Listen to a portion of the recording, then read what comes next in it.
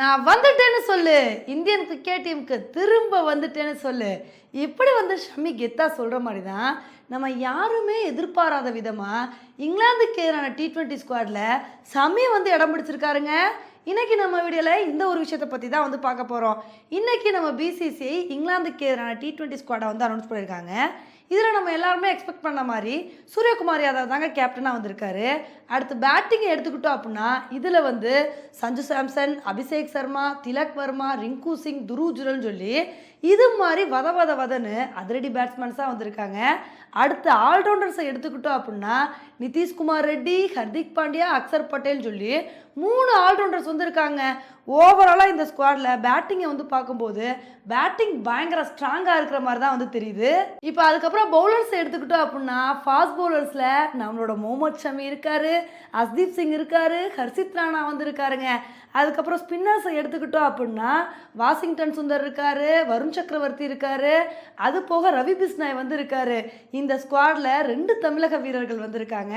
ஓவராலாக இந்த ஒரு ஸ்குவாடை வந்து பார்க்கும்போது சம்மியெல்லாம் இருக்கிறனால ஒரு பயங்கர ஸ்ட்ராங்கான ஸ்குவாடு மாதிரி தாங்க வந்து தெரியுது. இப்போ இந்த ஒரு T20 ஸ்குவாடில் முகமது ஷமி இருக்கிறது தான் நம்ம எல்லாத்துக்குமே ஆச்சரியமாக வந்திருக்குங்க. ஏன்னா ஷமி கடைசியாக ODI வேர்ல்டு கப்பில் விளாண்டது தான். அதுக்கப்புறம் எந்த விதமான சீரீஸுமே வந்து விளாடவே இல்லை. இதனால் அவர் டைரெக்டாக இங்கிலாந்துக்கு எதிரான ODI சீரீஸில் தான் களமிறங்குவார் அப்படின்னு நம்ம வந்து எதிர்பார்த்துட்டு இருந்தோம். ஆனால் நம்ம யாருமே எக்ஸ்பெக்ட் பண்ணாத விதமாக T20 ஸ்குவாடில் ஷமியை வந்து போட்டிருக்காங்க. பார்த்தீங்களா, இதுலேருந்தே தெரியுது ஷமி எந்த அளவுக்கு ஃபிட்னஸோடு இருக்காருன்னு. கண்டிப்பாக ஷமி நம்ம இந்தியன் கிரிக்கெட் டீமுக்கு வந்ததுக்கப்புறம் நம்ம இந்தியன் கிரிக்கெட் டீம் நல்ல நிலைமைக்கு போயிடும் அப்படின்னு தாங்க வந்து தோணுது. ஏன்னா ஷமி இல்லாமல் நம்ம பார்டர் கவாஸ்கர் சீரீஸ்லலாம் ரொம்ப கஷ்டப்பட்டுட்டோம். பும்ரா மட்டும் தனியாக தவிச்சிட்டு இருந்தார்.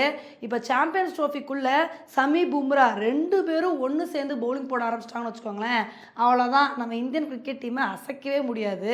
இப்போ வேறு பும்ராவுக்கு இன்ஜுரி, அதனால வந்து இவர் சாம்பியன்ஸ் ட்ரோஃபி விளையாடுறது டவுட்டு அப்படின்னு வேறு நியூஸ் வந்துட்டுருக்கு. அது மாதிரிலாம் இல்லாமல் சாம்பியன்ஸ் ட்ரோஃபியில் இவங்க 2 பேரும் பவுலிங் போகணும் அப்படின்றது தான் நம்மளோட ஆசையாக வந்திருக்குங்க. இப்போ இந்த ஒரு விஷயத்த சொன்னோடனே இதெல்லாம் சரிப்பா, சாம்பியன்ஸ் ட்ரோஃபிக்கான இந்தியா ஸ்குவாடை எப்போ அனௌன்ஸ் பண்ணுவாங்க? ஏன்னா ஆல்ரெடி இதுக்கு ஜனவரி 13 வரைக்கும் தானே வந்து டைம் கொடுத்துருந்தாங்க, இன்னும் அனௌன்ஸ் பண்ணாமல் இருக்காங்களே அப்படின்னு நீங்கள் வந்து கேட்கலாம். இப்போ BCCI வந்து சாம்பியன்ஸ் ட்ரோஃபிக்கான ஸ்குவாடை வந்து அனௌன்ஸ் பண்ணுறதுக்கு இன்னுமே வந்து ICC கிட்ட வந்து டைம் கேட்டிருக்காங்க. எப்போ தான் சாம்பியன்ஸ் ட்ரோஃபிக்கான ஸ்குவாடை BCCI அனௌன்ஸ் பண்ணுறாங்க அப்படின்றத பொறுத்து வந்து பார்க்கலாம்.